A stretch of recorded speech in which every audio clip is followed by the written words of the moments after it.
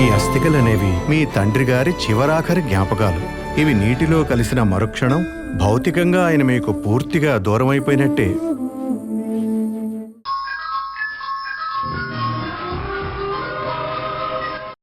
మన reason genuine అయినా అది సింధు రివర్స్లో తీసుకుంటుంది. ఏం చేస్తాం? అది ప్రాక్టికల్గా చాలా కష్టం. రిషిని తెచ్చే దారే లేదా? పోనీ నేనే వెళ్ళి సింధుని అడగనా? నువ్వు అడిగినా నమ్మదు. ఎందుకంటే మొన్న నువ్వు మా ఇంటికి వచ్చినప్పుడు రిషిని బయటకు తీసుకువెళ్ళి మీ అమ్మ రిషిని కలిసేలా సింధుకు తెలిసేలా చేసావు కదా. సో నువ్వు ఇప్పుడు మీ అమ్మ సీరియస్గా ఉందని నిజం చెప్పినా సింధు నమ్మదు. రిషిని నీతో పంపించదు.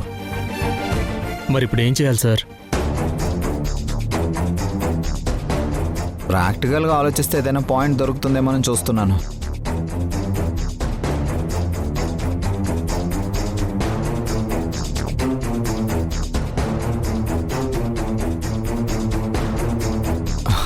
యష్, ఒక ఐడియా వచ్చింది.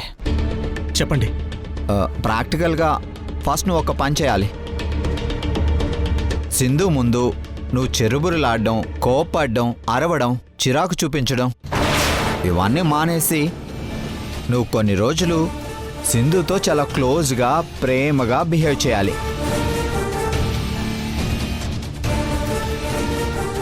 కుదరదు సార్. యష్, కుదరదంటే అవ్వదు. నచ్చకపోయినా ప్రాక్టికల్గా మీరు కొన్ని పనులు చెయ్యాలి. అయినా ఎంతైనా తను నీ భార్య కదా యష్.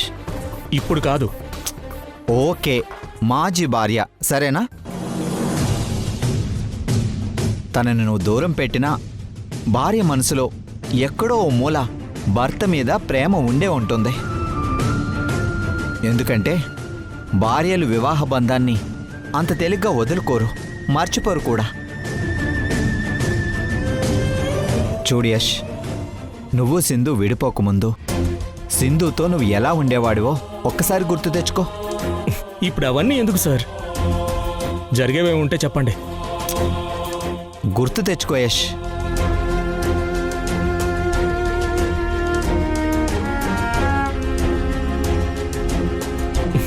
నాకు అవేం గుర్తు రావట్లేదండి. కొన్ని విషయాలు ఎప్పటికీ మర్చిపోలేరు. ఆలోచించండి, తప్పకుండా గుర్తుకొస్తాయి.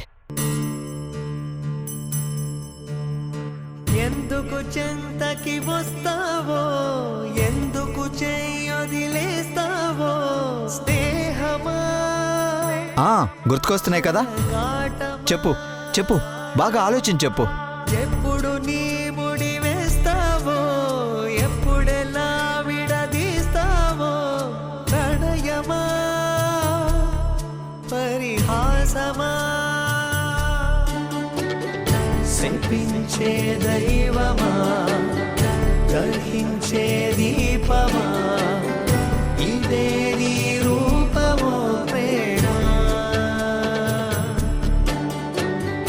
ఫలిస్తే. గుడ్. ఇప్పుడు నీకు గుర్తొచ్చిన ఫ్లాష్ బ్యాక్ షాట్స్ లాగే సేమ్ టు సేమ్ అలాగే సింధుతో సరదాగా హ్యాపీగా ఉండు. తను ఏం చేసినా అబ్బా సింధు నువ్వు గ్రేట్, సూపర్ అంటూ పొగడ్తలతో ముంచేయి. ఆఫీసులో ప్రతి విషయంలో నిన్ను నువ్వు తగ్గించుకొని సింధుకి ఇంపార్టెన్స్ ఎక్కువ ఇచ్చేయి. అస్సలు ఇవ్వను. నన్ను నేను అస్సలు తగ్గించుకోను. చెప్పేది విని యష్, మగాళ్ళతో వచ్చే ప్రాబ్లమే ఇది. మనం కొంచెం తగ్గామనుకో వాళ్ళ మీద ఆధిపత్యం మనదే. ఓకేనా? నేను చెప్పినట్టు సింధుకి ఎక్కువ ఇంపార్టెన్స్ ఇచ్చాయి. అప్పుడు నువ్వేది అడిగినా సరే కాదు లేదనకుండా నీకు ఫేవర్ చేస్తుంది, నీకు హెల్ప్ కూడా చేస్తుంది. తప్పదంటారా? తప్పదు యష్. ప్రొసీడ్. నీ పిల్లల కోసమైనా నువ్వు చేయక తప్పదు. యష్, ప్రొసీడ్.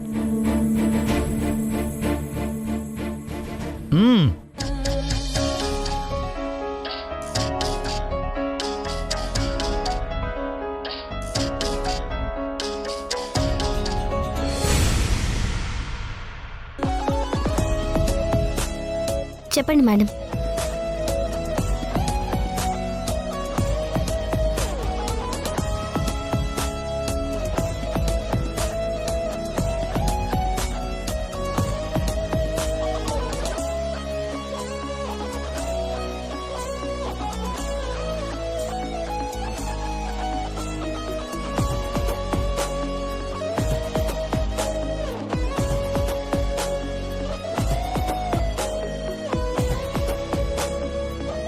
యష్, ఏంటి ఇంకా ఇక్కడే ఉన్నావు? వెళ్ళు, సింధు అక్కడే ఉంది కదా.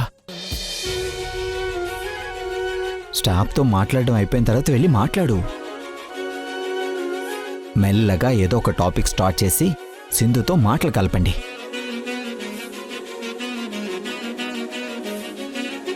మీ మాటలు ఎలా ఉండాలంటే తీయని తేనె పలుకుల్లా ఉండాలి.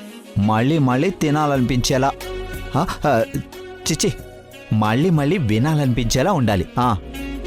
Go head.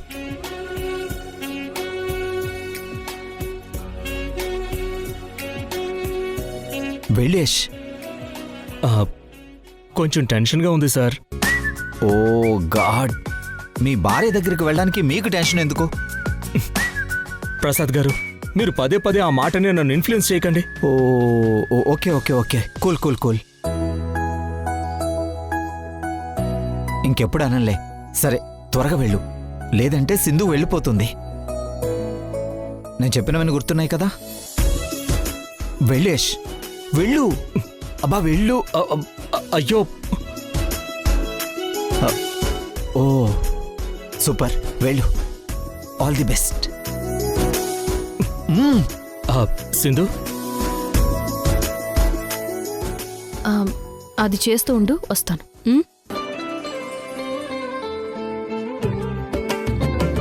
ఇందులో అకౌంట్స్ ఏవి క్లియర్గా ఉన్నట్లేదు సింధు.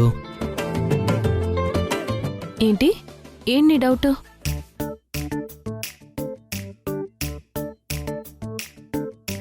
జత కలిసే జగములు రెండు జత కలిసే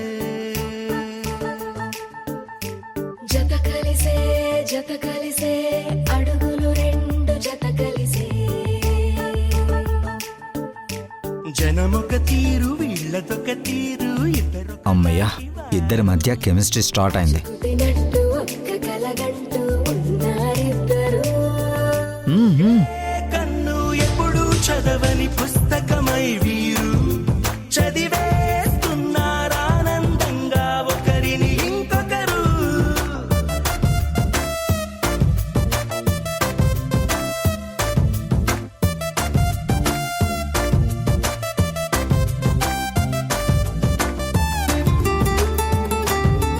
అర్థమైందా? అర్థమైంది.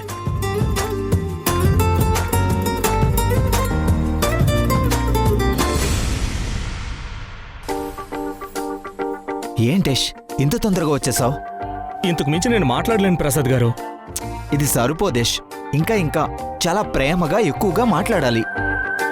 అదే ఎలా? తన మీద నీకు చాలా ప్రేమ ఉన్నట్టు, మనం చాలా ఇంపార్టెన్స్ ఇస్తున్నట్లు మాట్లాడాలి. అప్పుడే మనం అనుకున్న పని అవుతుంది. ఏం మాట్లాడుతానండి తను అలా వెళ్ళిపోతుంటే? ఆపి మాట్లాడొచ్చు కదా. నా వల్ల అవ్వట్లేదండి. టెన్షన్, భయం, ఎలా మాట్లాడాలో కూడా తెలియట్లేదు సార్. మీరు సింధుని లవ్ చేసినప్పుడు బాగానే మాట్లాడుంటారు కదా? మామూలుగా కాదు, ఓ రేంజ్లో ఉంటాయి నా మాటలు. ఆ? నా మాటలకే ఈ సింధు పడిపోయింది తెలుసా? అది అది ఆ విజువల్స్నే మళ్ళీ గుర్తు చేసుకొని నిజం చేసేయండి. అలాంటి మాటలే ఇప్పుడు కావాలి. అదే కదా మనకు కావాల్సింది. ఇలా మాట్లాడేసి అలా వచ్చేస్తే ఎలా? మంచి ఛాన్స్ మిస్ అయిపోయింది. అప్పుడు పరిస్థితులు వేరు, ఇప్పుడు పరిస్థితులు వేరు సార్. సరే, మీ ఇష్టం. మీ అమ్మగారి పరిస్థితి సీరియస్గా ఉంది. ఇప్పుడు మీరు సీరియస్గా తీసుకోకపోతే రిషి మీతో రాడు, మీ అమ్మగారిని కూడా కలవడు. తర్వాత మీ ఇష్టం.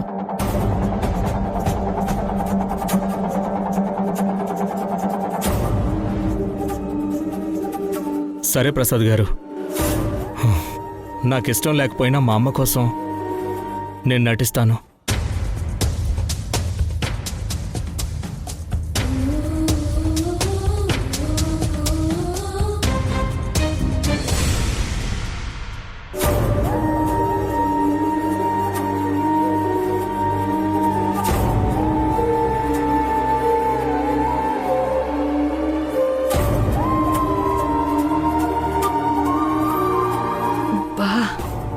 ఒంట్లో బాగా లేనట్టు నటించడం కూడా కష్టమే అసలు. బా కాసేపు లేచి కాస్త అటు ఇటు నడిస్తే ఒళ్ళు సాగుతుంది. వదినా వదినా, ఏం చేస్తా ఉండవు? ఎందుకు అంత గట్టిగా అరుస్తున్నావు? మెల్లగా మాట్లాడొచ్చు కదా. ఏం చేస్తా ఉండవు వదినా? నిన్నటి నుంచి బెడ్ మీద అలా పడుకునే ఉన్నానుగా, ఒళ్ళంతా బిగుసుకుపోయింది. అందుకే లేచి అటు ఇటు కాస్త నడుద్దామని. అయ్యో అయ్యో అయ్యో వదినా, నువ్వు లేచి ఫ్రీగా అట్ట నడిసే ఇంకేమన్నా ఉండదా? నీకు తగ్గిపోయిందనుకోరు. సీరియస్ గా ఉన్న పేషెంట్లు ఎప్పుడు అట్ట బెడ్ మీదే పడుకుని ఉండాలి. హాస్పిటల్ చూడటంలో మనం ఐసీయూలో అలా బెడ్కి అతుకుపోయి ఉంటారు. చివరికి నన్ను ఐసీయూ పేషెంట్ని చేసావా? వదినా, నేనేం చేసినా నీ మంచి కోసమే కదా. అయినా యశ్ ఇంట్లో లేడు కదా, ఆఫీస్కి వెళ్ళాడు. ఏం కాదు. వదినా వదినా వదినా, మీ అబ్బాయి లేకపోతే అన్నయ్య లేడా ఎన్నింట్లో? మీ ఆయనకి చిన్న అనుమానం కలిగిందో అంతే సంగతులు. నీకేం సీరియస్ గా లేదు, రిషిని పంపొద్దని ఆ సింధుకి ఫోన్ చేసి చెప్పినా చెప్తారు. అది నిజమే. నాకు నా మొగుడే శత్రువు.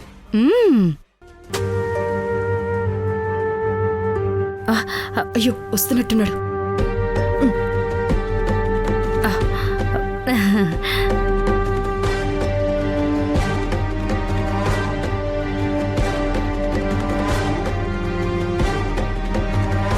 దాము, ఎలా ఉంది? జాగ్రత్త వదినా, జాగ్రత్త. చిన్నగా. ఎలా ఉంది దాము? ఇంకా అలాగే ఉంది చంద్ర. రిషి వస్తే గాని నేను కోలుకునే పరిస్థితి కనపడడం లేదు. రిషిని తీసుకొస్తానని యశ్ చెప్పాడు కదా, దిగులు పడకు.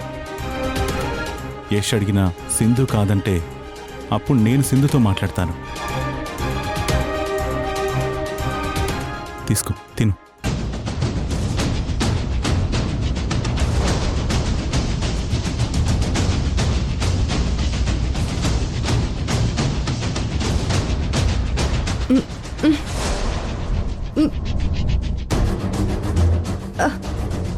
ఇదేంటి చంద్ర, ఉప్మాలో ఉప్పే లేదు. సంధ్య వేయడం మర్చిపోయినట్టుంది. కన్యాకుమారి, నువ్వు వెళ్ళి కొంచెం సాల్ట్ తీసుకురా. ఆగండి. సంధ్య మర్చిపోలేదు, నేనే ఉప్మాలో ఉప్పు వేయొద్దని చెప్పాను. ఎందుకలా? హై బీపీ ఉన్నవాళ్ళు ఉప్పు కారాలు ఎంత తగ్గిస్తే అంత మంచిది. నువ్వు కోలుకునేదాకా ఉప్పు కారాలు లేని తిండే నువ్వు తినాలి. తప్పదా చంద్ర? తప్పద్దాము.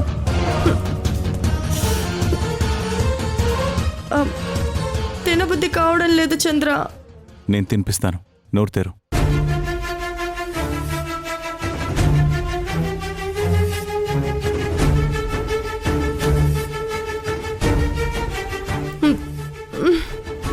చాలు చంద్ర.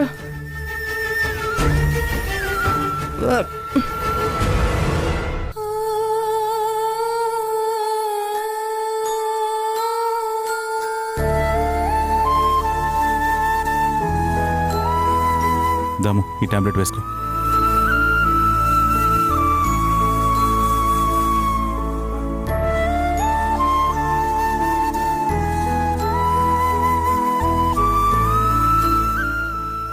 నువ్వు అలా రెస్ట్ తీసుకో, భోజనం టైంకి వచ్చి లేపుతాను.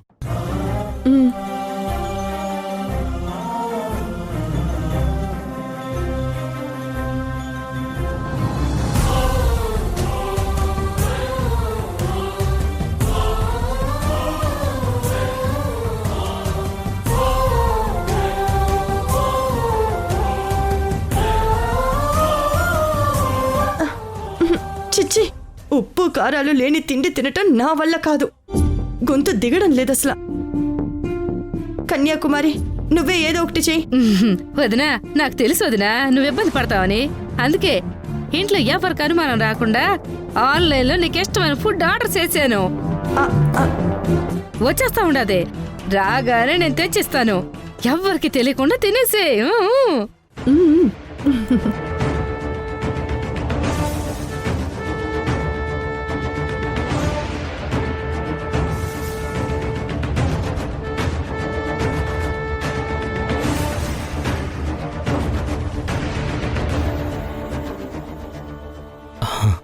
మే ఐ కమ్ ఇన్?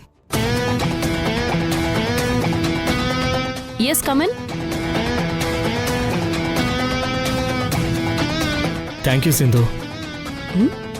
ఏంటి కొత్తగా? కొత్తగా అంటూ ఏం లేదు సింధు. నీ క్యాబిన్లోకి వచ్చేటప్పుడు నీ పర్మిషన్ ఉండాలి కదా. ఓ, ఓకే. విషయం ఏంటో చెప్పు.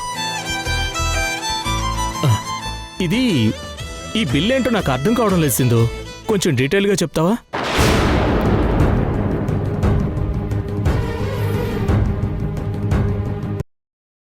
సారీ. ఏది? ఇదా? కాదు సింధు.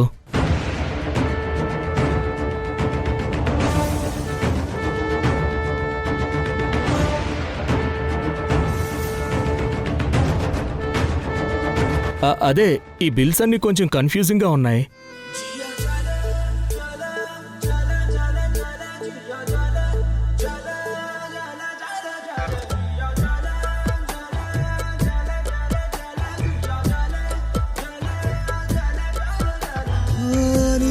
కళ్ళల్లోన వాయులీన ముందే, మెడవంపు సంపుల్లోన మ్యాండులీన ఉందే, నీ నడము మడతల్లోన నాదస్వరముందే, సరసంగా మీటూదుంటే ఎంత హాయిగుందే.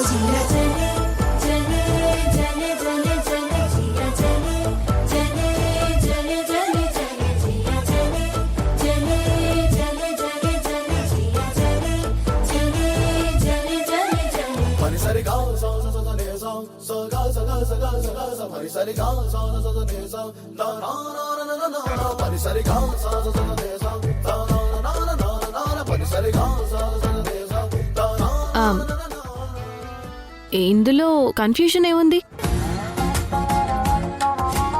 ఇది స్టాక్స్ క్లియర్ చేసిన బిల్, ఇది రావాల్సిన స్టాక్స్ కోసం, ఇది మనం ఎస్టిమేషన్ చేసిన బిల్స్. ఓహో ఓహో, మనం రావాల్సిన స్టాక్స్ కూడా మనం ఎస్టిమేషన్ బిల్స్ వేస్తున్నామా? ఓకే. ఎప్పటి నుంచో మనం ఇలాగే బిల్స్ వేస్తాం. Good, keep it up. మంచిదే. తెలియాలి కదా సింధు, మనం ఎక్కడ ఖర్చు పెట్టాలో ఎక్కడ ఖర్చు పెట్టకూడదు అని.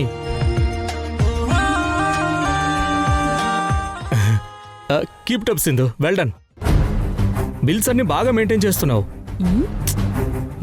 ఎంతైనా నువ్వు వర్క్లో చాలా ప్లాన్డ్గా షార్ప్గా ఉంటావు. ఎప్పుడు తిడుతూ ఉంటాడు కదా, ఇవాళ్ళేంటి పొగుడుతున్నాడు? అసలేంటిది?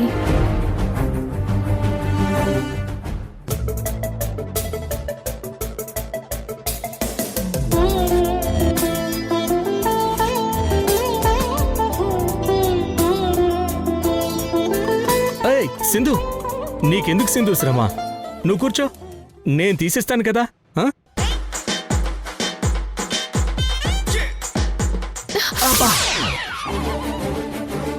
సింధు, నీకేమైనా తగిలిందా? నొప్పిగా ఉందా? హాస్పిటల్కి ఏమైనా వెళ్దామా?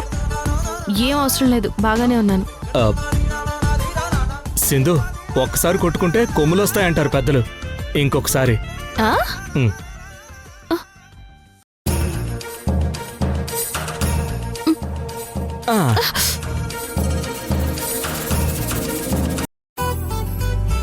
ఇదిగో. Thank you.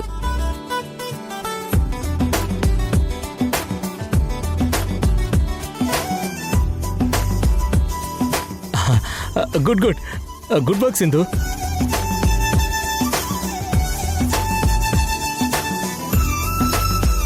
ఏమైంది వాళ్ళ యష్కి? ఇలా బిహేవ్ చేస్తున్నాడేంటి కొత్తగా? యష్ని సింధుని నా క్యాబిన్కి రమ్మను. Okay madam.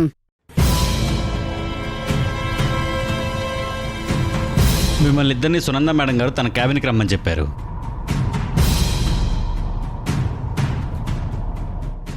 ఓకే వస్తాం, నువ్వు వెళ్ళు. Okay sir. సింధు వెళ్దామా?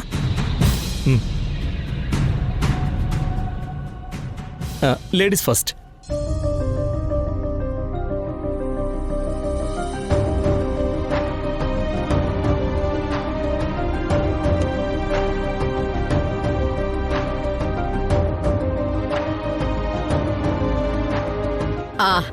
మేడం రమ్మన్నారంట.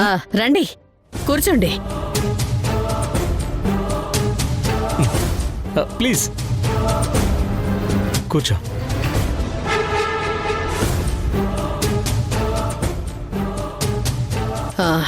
చెప్పండి మేడం. మన కన్స్ట్రక్షన్లో ఈ ఇంప్రూవ్మెంట్స్ చేస్తే ఎలా ఉంటుందో చెప్పండి.